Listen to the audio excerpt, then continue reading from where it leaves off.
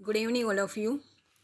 मैं dice chapter पढ़ा रही थी, उसमें मैंने क्लोज डाइस पढ़ाई थी पहले, और उसमें क्लोज डाइस के 3 केस कराए थे। केस 1 था ओनली 1 कॉमन, सेकंड केस था only 2 common, and third case था नो कॉमन। तो हमारी वो क्लोज डाइस पूरी हो चुकी थी। आज हम ओपन डाइस लेके आए हैं। डाइस का सेकंड टाइप है ये ओपन डाइस। ओपन डाइस देखो, एक क्वेश्चन है ये, हम क्वेश्चन की तरह क्वेश्चन से समझते हैं कि ओपन डाइस में क्वेश्चन किस तरह से करते हैं, कैसे हम अपोजिट बताते हैं।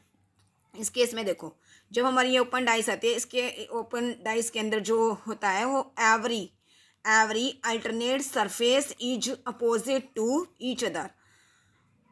अल्टरनेट का मतलब होता है एक सरफेस को एक सरफेस को छोड़कर जो दूसरा होता है वो आपस में अपोजिट होता है। जैसे इसमें देखो, जैसे ये 1 है 1, अब इसके साथ में कौन सा सरफेस है, 2 वाला सरफेस है, लेकिन हमें 1 2 के अपोजिट नहीं होगा, हमें एक अल्टरनेट सरफेस जो है होगा अपोजिट होगा ईच अदर। जैसे 1 किसके अपोजिट होगा, 3 के।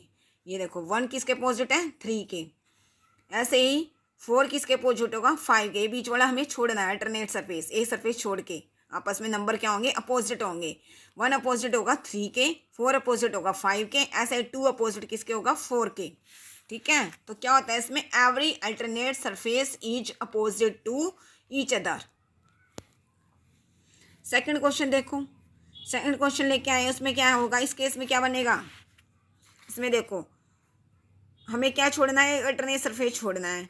ठीक है, तो 1 जो है 1 देखो किसके अपोजिट है, 2 छोड़ना है, तो 1 अपोजिट होगा इसके, 3 के। ऐसे ही 4 किसके अपोजिट होगा, 5 के। 2 छोड़ना है हमें बीच में। ऐसे ही 2 अपोजिट किसके आएगा, 2 किसके अपोजिट आएगा, 6 के अपोजिट आएगा। ये 5 हमें छोड़ना है, अल्टरनेट सरफेस छोड़ना है। अब थर्ड क्वेश्चन देखो, हम थर्ड क्वेश्चन में कैसे करेंगे। ये हमें फिगर दे रखी है, फ्रॉम फिगर, हमें फिगर से देखेंगे। सी जो है, सी वो किसके अपोजिट आएगा, डी के, क्योंकि ये सरफेस हमें छोड़ना है। अब ए देखो, नहीं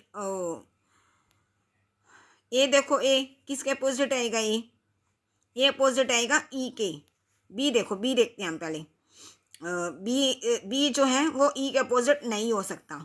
बी जो है किसके अपोजिट नहीं हो सकता, क्योंकि boundary of B and E are attach each other. दोनों की जो है बाउंड्री आपस में टच कर रही है, अटैच हो रही है, इसलिए बी जो अपोजिट नहीं हो सकता ई के। बी किसके अपोजिट आएगा, एफ के, इसलिए बी अपोजिट होगा एफ के।